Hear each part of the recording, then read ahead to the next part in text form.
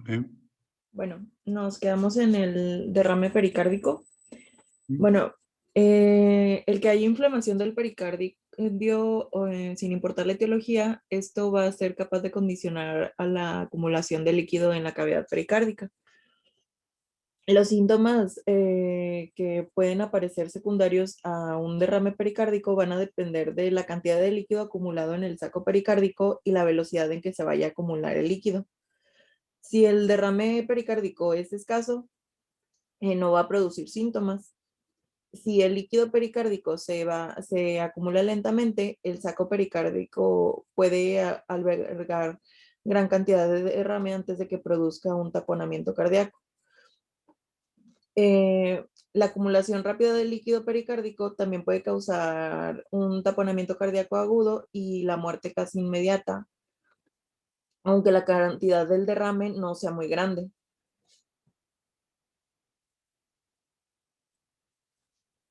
Bueno, en el diagnóstico, el cuadro clínico va a ayudar a la sospecha del diagnóstico de pericarditis aguda.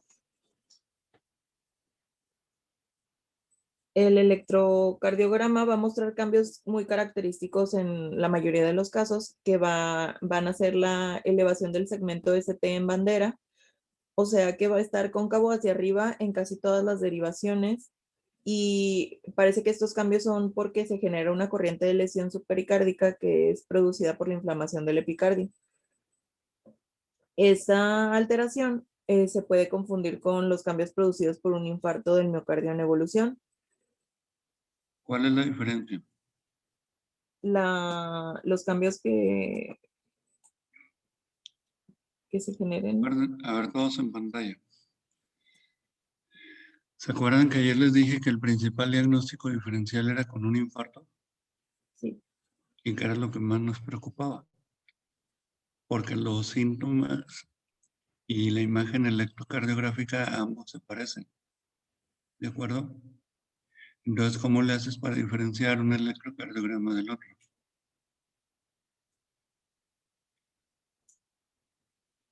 En el caso del infarto, la elevación del segmento CT y de la onda T solamente va a estar presente en la arteria que está afectada por el infarto. ¿Me explico? En el caso de la pericarditis, como el pericardio rodea todo el corazón, cambios van a ser generalizados. ¿Sí me explico? O sea, no es posible que te estés infartando de todas las arterias al mismo tiempo. ¿Me explico? Y en la pericarditis sí hay cambios eléctricos en todas las paredes del corazón. ¿Sí quedó clara la idea?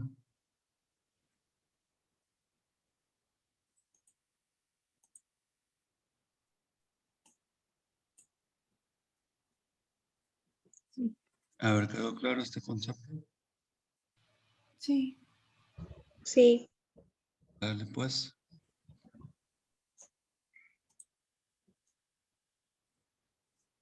Bueno, los puntos que van a servir para el diagnóstico diferencial, bueno, de lo que el doctor mencionó, la elevación del segmento ST va a ser convexo en el infarto al miocardio, va a ser convexo hacia arriba, y en la pericarditis va a ser cóncava. La localización del infarto del miocardio va a condicionar las alteraciones del segmento ST y en las derivaciones que registran la zona lesionada, y mientras que en las derivaciones opuestas van a registrar un cambio exactamente contrario. O sea, va a ser una imagen en espejo, y en la pericarditis la elevación del segmento ST va a ser concordante, o sea que va a aparecer en todas o en casi todas las derivaciones. En el infarto del miocardio en evolución, los cambios que vayan a pasar en el electrocardiograma van a suceder en un curso de días, y se va a manifestar la zona de necrosis y la de isquemia. Y en la pericarditis, las alteraciones que van a presentar en el segmento ST van a desaparecer en el curso de días para aparecer una inversión de la onda T simétrica. Y semanas o meses después se va a normalizar la repolarización sin que nunca vayan a aparecer ondas anormales de infarto del miocardio.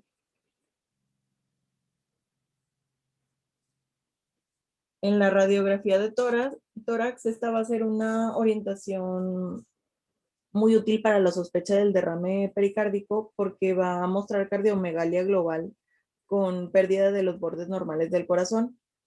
Cuando el derrame pericárdico vaya a ser muy importante, va a condicionar una imagen en garrafa que es muy sugestiva al diagnóstico.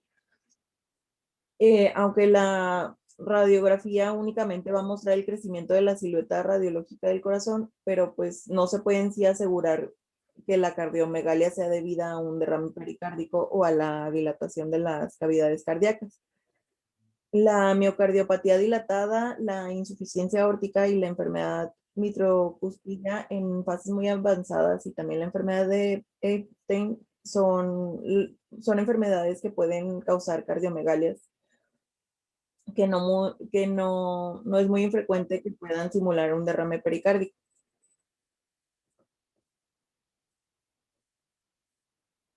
En el ecocardiograma, este es el estudio más usado y eficaz para diagnosticar derrame pericárdico. Cuando se realiza con la técnica correcta, puede dilucidar con toda certeza si la cardiomegalia radiológica es por una dilatación de cavidades o es por un derrame pericárdico. Por eso ya no se justifica que se usen técnicas agresivas para diagnosticar y pues va a ofrecer información cualitativa de la cantidad del derrame pericárdico. Y cuando se encuentra en espacio libre de ecos entre el epicardio de la pared posterior y el pericardio, solo durante sístole ventricular, el derrame pericárdico va a ser mínimo. Si la separación que hay entre las dos estructuras va a ser muy evidente en todo el ciclo cardíaco, es porque el derrame va a ser mayor. Y si la separación entre el epicardio y el pericardio es mayor de 2 centímetros y el espacio libre de ecos va a estar también delante del corazón, es que la cantidad del derrame va a ser de aproximadamente 300 mililitros. Cuando el derrame pericárdico sea importante, va a haber un movimiento exagerado del corazón y la cantidad de líquido vaya a estar aproximadamente entre 400 y 1000 mililitros. Y cuando el líquido de derrame es extremo, puede ocupar el espacio posterior de la aurícula izquierda.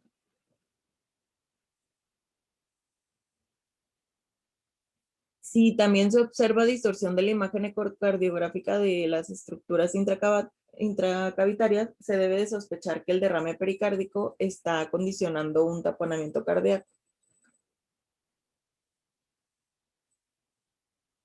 Cuando se sospeche del diagnóstico de taponamiento cardíaco, el ecocardiograma en modo M va a ayudar como a comprobar esto.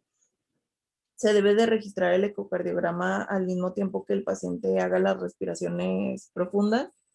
Si hay compresión del corazón por el líquido pericárdico, se va a notar durante la inspiración el ventrículo derecho, cómo el ventrículo derecho va a incrementar el diámetro a expensas de disminuir el del ventrículo izquierdo, porque este no se va a poder expandir porque el líquido lo está comprimiendo. Y al contrario, durante la expiración se van a reducir las dimensiones del ventrículo derecho y van a aumentar las del izquierdo. En el ecocardiograma bidimensional, la información que con mayor precisión da es la cantidad del derrame, la localización y la distribución.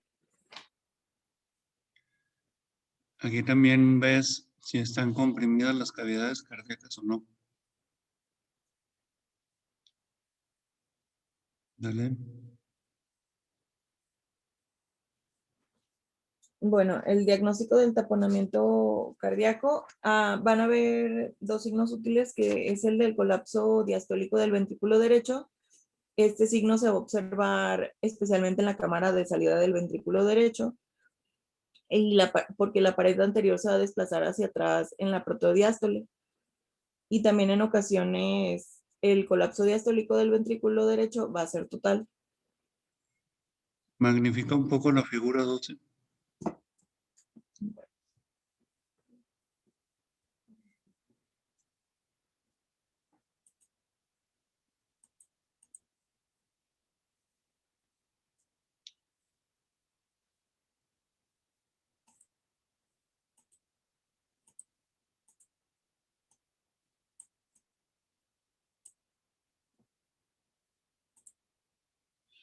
Ahora sí proyecta la diapositiva completa.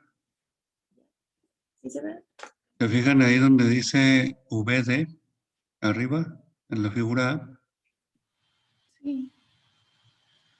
Háblalo, Fernanda. ¿Mande? Ahí donde dice VD, Voy. arriba en la figura A.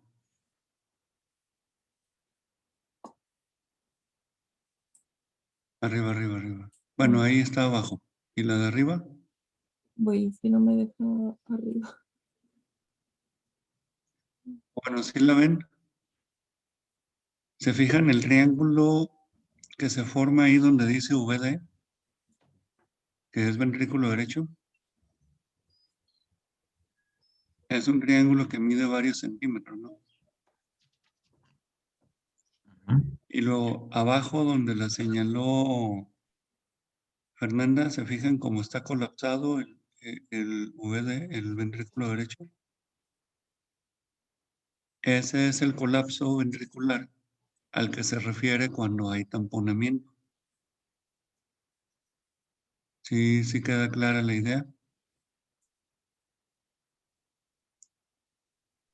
¿Se Sí. fijan cómo el taponamiento es bastante evidente? ¿Sí?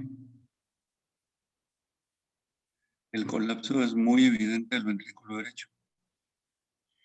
Cuando hay esta imagen en un derrame pericárdico, el paciente tiene tamponamiento cardíaco.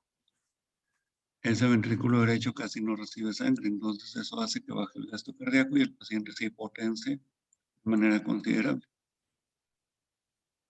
Ya vuelve la figura a lo normal y pasa a la siguiente diapositiva.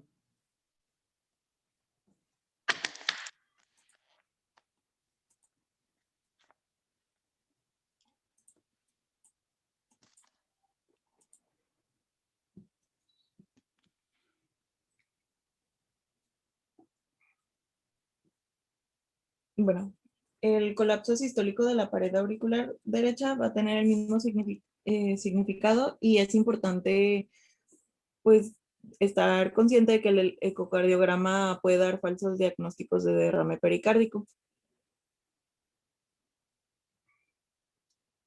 El taponamiento cardíaco, cuando el derrame pericárdico sea muy importante, va a impedir la dilatación diastólica del corazón y pues esto va a impedir el llenado ventricular. El impedimento al llenado diastólico va a tener dos consecuencias, que va a ser la elevación de la presión venosa sistémica y la disminución del llenado cardíaco, que pues sería la disminución de la precarga. Las consecuencias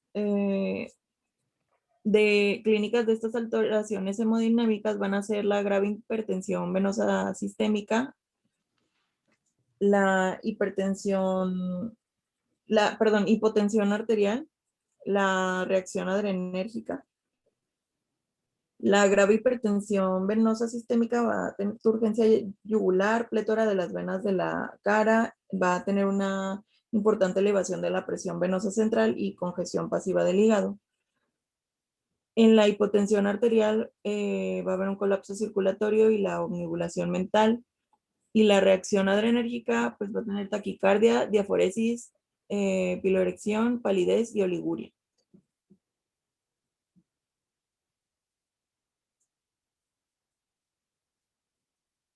Bueno, el pulso paradójico de Kussmaul.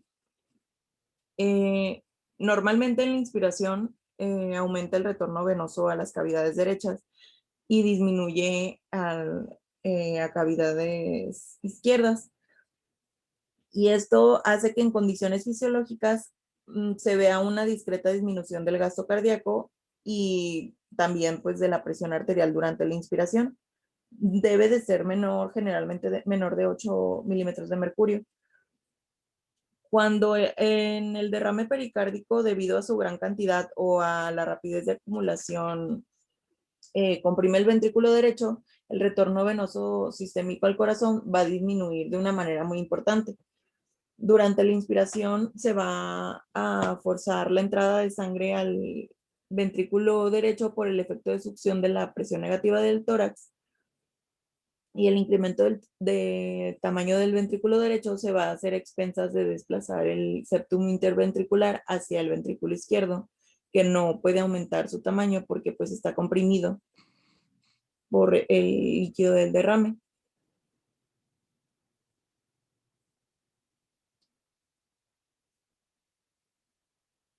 Por eso, al momento de la inspiración, se va a reducir considerablemente el volumen del ventrículo izquierdo y el gasto sistémico, y pues el fenómeno fisiológico se va a exagerar, y teniendo como resultado la disminución de la amplitud de pulso y de la presión arterial, y estas van a ser muy marcadas durante el momento inspiratorio. El pulso paradójico de Kussmaul se debe buscar cuando se sospeche de un taponamiento cardíaco.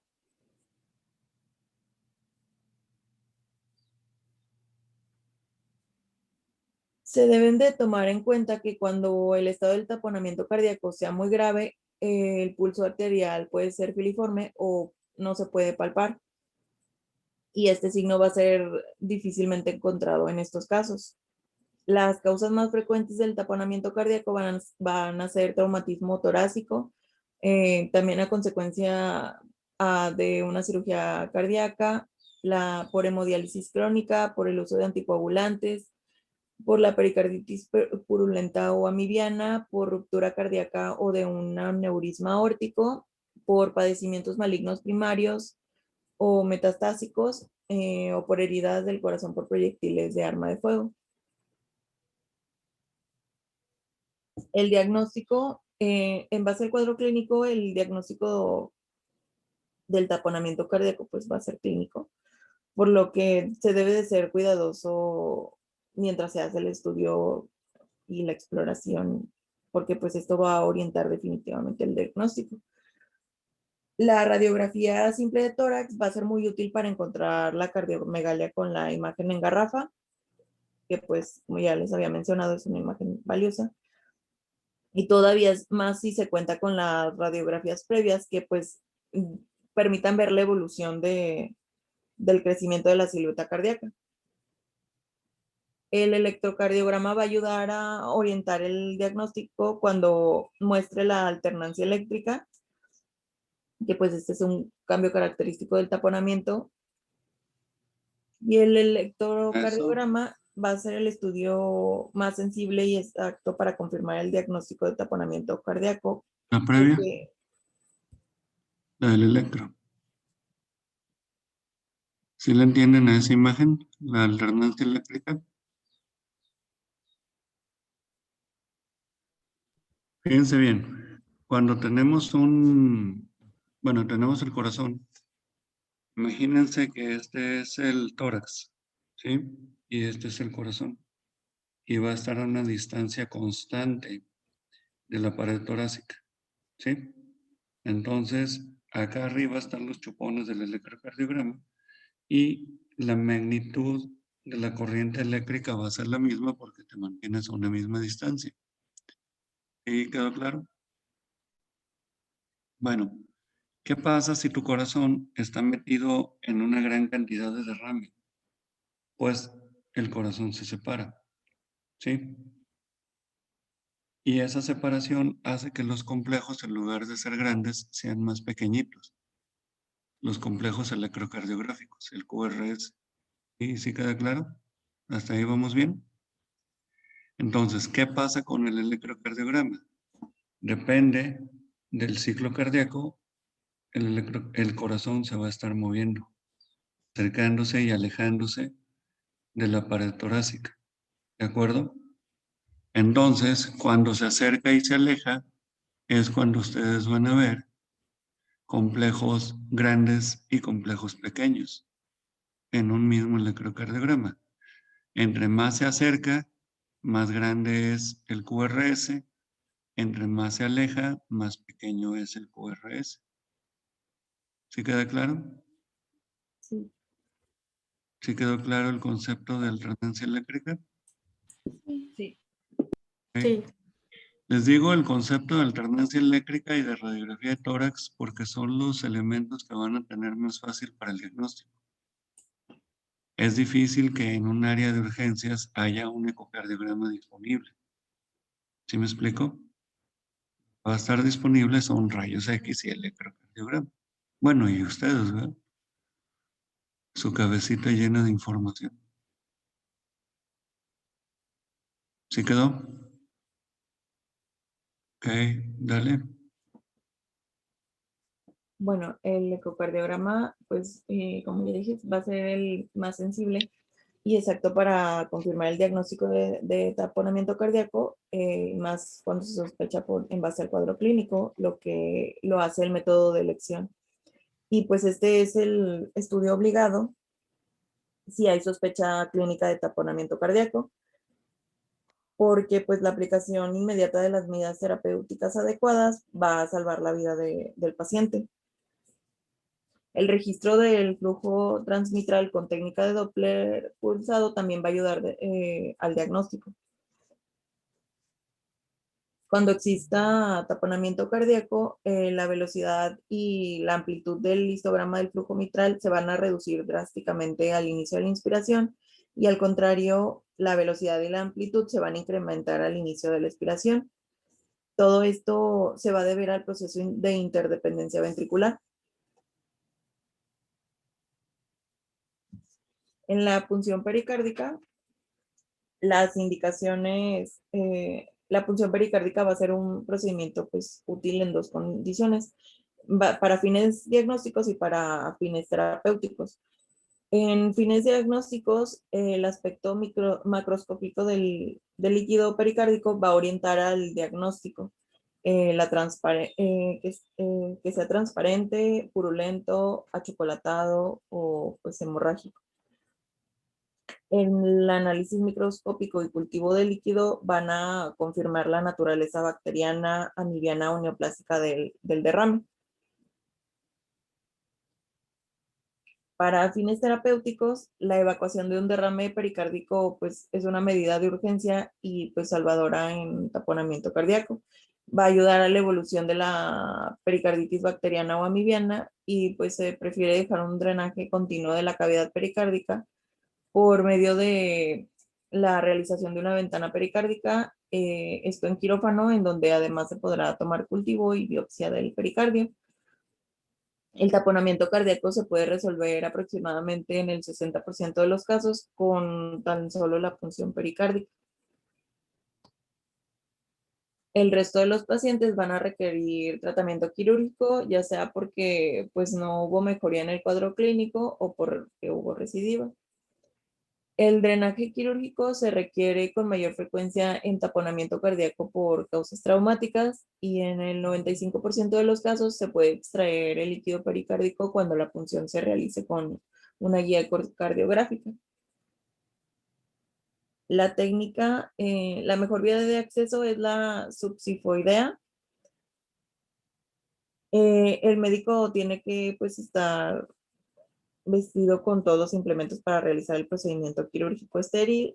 Se realiza una asepsia y antisepsia en la región de la mitad superior del abdomen y la mitad inferior del tórax, que van a estar delimitados por campos estériles y se va a aplicar un anestésico local en el sitio donde se va a hacer la punción. Se va a utilizar una aguja larga de calibre 16 a 18 con un bisel corto y esta va a estar conectada a una jeringa de 50 cc a través de una llave de 3 vías. La aguja se va a introducir por debajo y a la izquierda del apéndice sifoides y se va a dirigir hacia la región medioclavicular izquierda y va a tener un ángulo de 45 grados respecto a la pared abdominal hasta que alcance el saco pericárdico a través del diafragma. La punción pericárdica siempre debe ser guiada con control electrocardiográfico y también de preferencia con ecocardiográfico, que pues va a permitir evacuar el líquido del derrame a través de la jeringa conectada a la llave de 3 vías sin lacerar o perforar la pared ventricular.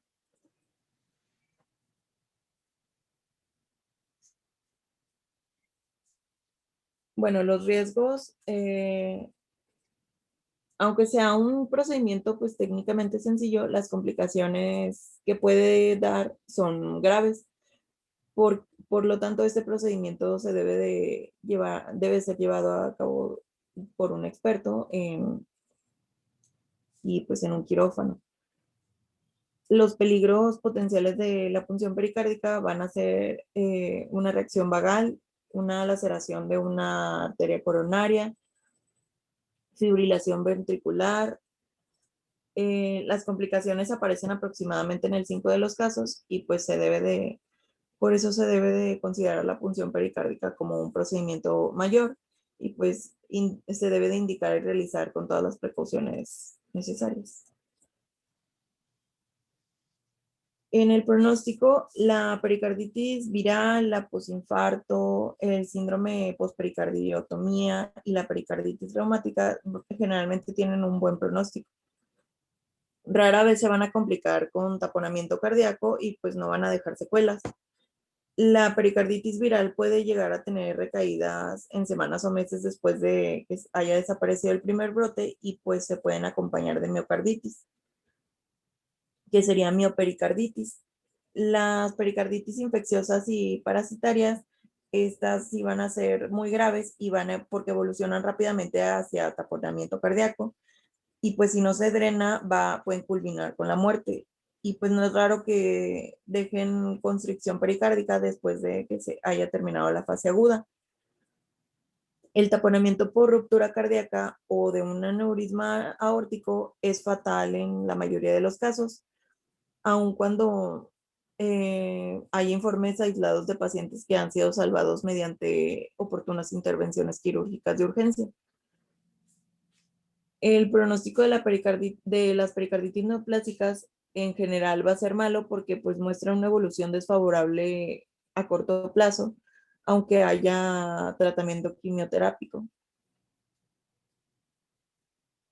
El tratamiento de la pericarditis aguda, este debe de ser etiológico siempre que sea posible. El tratamiento antibiótico adecuado en las pericarditis infecciosas, antifímico en las tuberculosas, antiamibiano cuando se debe a este parásito, quimioterápico en las neoplásicas, inhibidores de respuesta inmune en las enfermedades colágenas, de la colágena. En la pericarditis viral, en el síndrome postpericardiotomía, el tratamiento pues, debe ser con un antiinflamatorio, bueno, sería con ibuprofeno de 400-800 miligramos cada 8 horas por 10 a 15 días aproximadamente. Todo esto dependiendo de la evolución clínica del paciente. También indometacina de 70 a 100 miligramos al día da buenos resultados y se debe asociar a colchicina y esto es para evitar recaídas, ya que en el 20% de los casos de la pericarditis aguda, esta va a ser recurrente. En caso de que el paciente tenga contraindicaciones para recibir el tratamiento de antiinflamatorios no esteroideos, se recomienda que se administre en suplemento de calcio a razón de 1500 miligramos cada 24 horas y vitamina D a razón de 800 unidades al día. Cuando hay contraindicación para antiinflamatorios no esteroideos es cuando se usa la colchicina. ¿Sale? Sí. Y de preferencia no usar esteroides.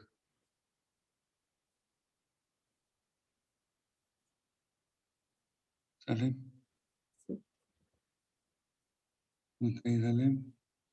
Bueno, si la pericarditis aguda inflamatoria es refractaria, se puede dar tratamiento con medicación esteroidea, que sería prednisona de 30 a 60 miligramos al día por 5 días y se va reduciendo gradualmente en el curso de las semanas siguientes a dosis de 2.5 miligramos cada 3 días. La pericarditis posinfarto se debe tratar sintomáticamente con analgésicos, ya que la administración de esteroides o antiinflamatorios no esteroideos van a evitar la cicatrización y esto va a favorecer la expansión del infarto y eventualmente pues va a la ruptura de la pared en infartos transmurales y pues por eso están contraindicados.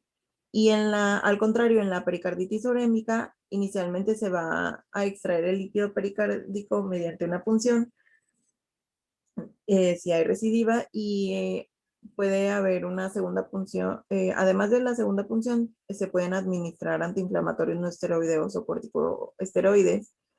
Y si se presenta otra vez recidiva, se necesitará realizar una decorticación pericárdica. Y pues esta va a ser necesaria aproximadamente en el 20% de los casos. En los cuadros de pericarditis aguda recidivante, hay informes que refieren que la colchicina administrada a dosis de 0.6 miligramos cada 12 horas, agregada a antiinflamatorios no esteroideos o como medicación única, esta puede ser útil para dar tratamiento a estos cuadros o evitar la recurrencia. ¿Qué horas tienen, chicos? Las 7:43. Ok. ¿No? Bueno, en el taponamiento cardíaco debe de ser resuelto mediante punción pericárdica o ventana pericárdica de urgencias. Después el tratamiento debe ser orientado hacia la etiología del proceso y pues puede, en su caso, ser un tratamiento quirúrgico. La biopsia pericárdica y la pericardioscopía, estos pueden ser útiles para pericarditis bacteriana, tuberculosa o neoplásica, o también en la que no se ha podido establecer la etiología. La pericardiectomía va a estar indicada en la pericarditis recurrente. La pericarditis aguda de etiología tuberculosa y purulenta va a evolucionar a pericarditis constrictiva en alrededor de un 40% de los casos.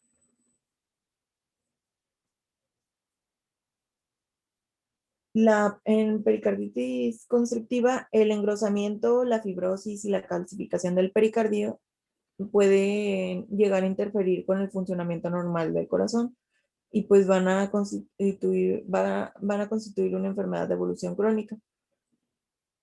Estas alteraciones de la anatomía de la membrana pericárdica van a ser consecuencia de los procesos inflamatorios de diversa índole, ya sea infecciones, radiaciones consecutivos a hemodiálisis crónica en pacientes urémicos o a padecimientos autoinmunes.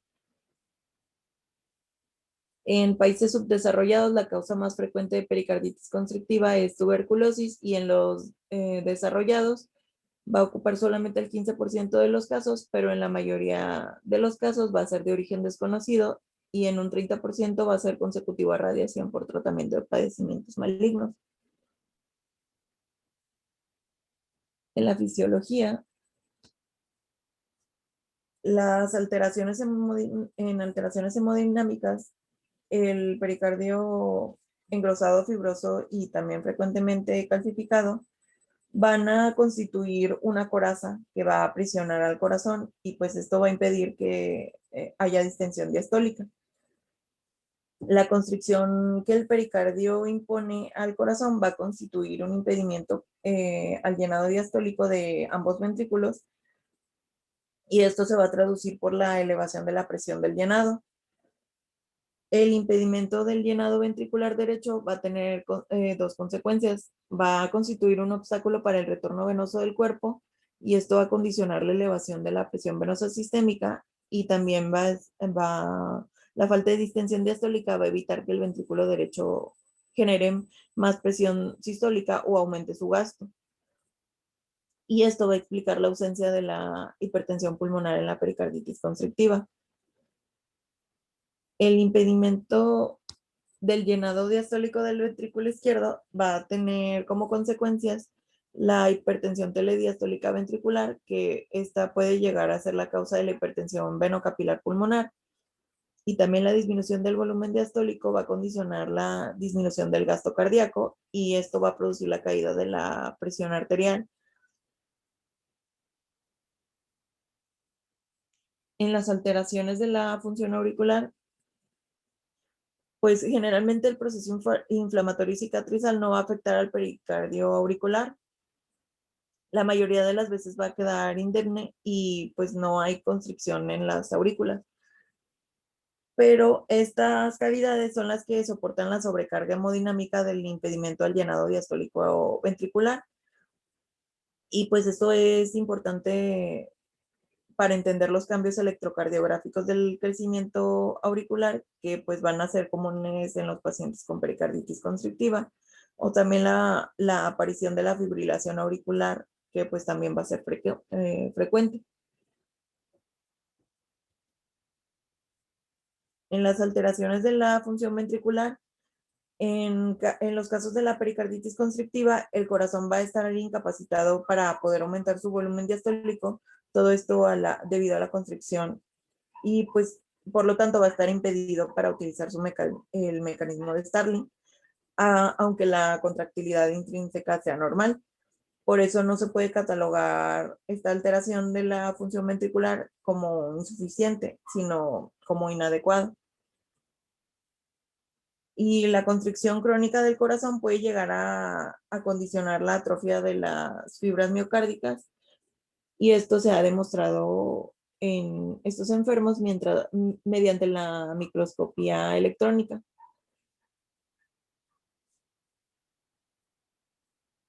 En otras palabras, una alteración que inicialmente es funcional y que condiciona una función inadecuada del corazón se constituye con el tiempo en una alteración que va a ser anatómica y que finalmente va a terminar por producir una verdadera insuficiencia contractil del miocardio.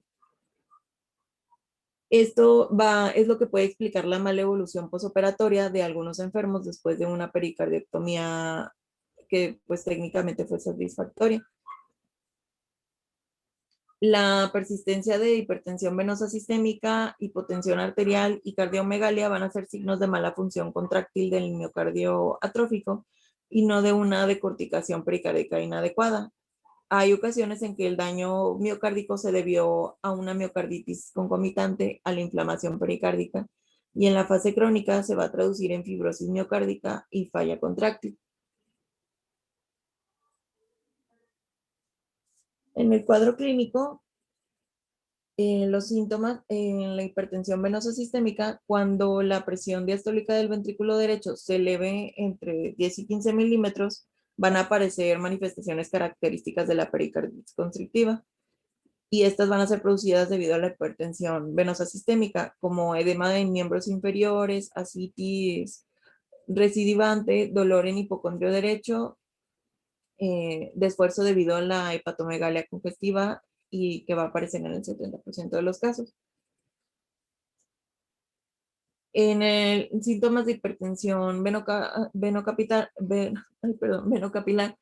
cuando se eleve la presión diastólica del ventrículo izquierdo arriba de 15 a 20 milímetros de mercurio, va a aparecer disnea de esfuerzo progresiva que puede llegar a ortopnea. Va a ser excepcional el edema pulmonar. En síntomas Sí. ¿Qué horas son, niña? 7:50. Ok. Vemos la siguiente y ya se quedan así para su examen.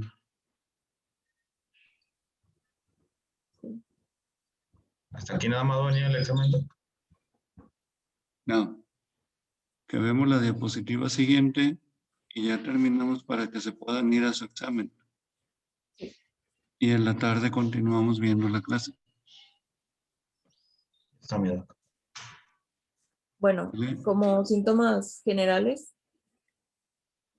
la astenia, la dinamia, hiporexia, malestar general y la fatigabilidad van a ser síntomas que se presentan con gran frecuencia y pues están en relación ya sea al proceso infeccioso crónico y larvado, como en tuberculosis, o también por la disminución crónica del gasto cardíaco o por la congestión crónica del hígado y del intestino, lo cual va a condicionar una mala absorción intestinal y pues desnutrición concomitante. Casi todos los enfermos con pericarditis constrictiva se van a encontrar importantemente incapacitados. Pueden ser por las manifestaciones de hipertensión venosa sistémica, por las de hipertensión venocapilar pulmonar, o por los síntomas generales, o por las manifestaciones de bajo gasto cardíaco, que es la fatigabilidad. Ok. Entonces continuamos en la tarde, nos quedamos en esta diapositiva. ¿Sale? Suerte en su examen, chicos. Nos vemos. Gracias. Gracias. Buen día. Igualmente.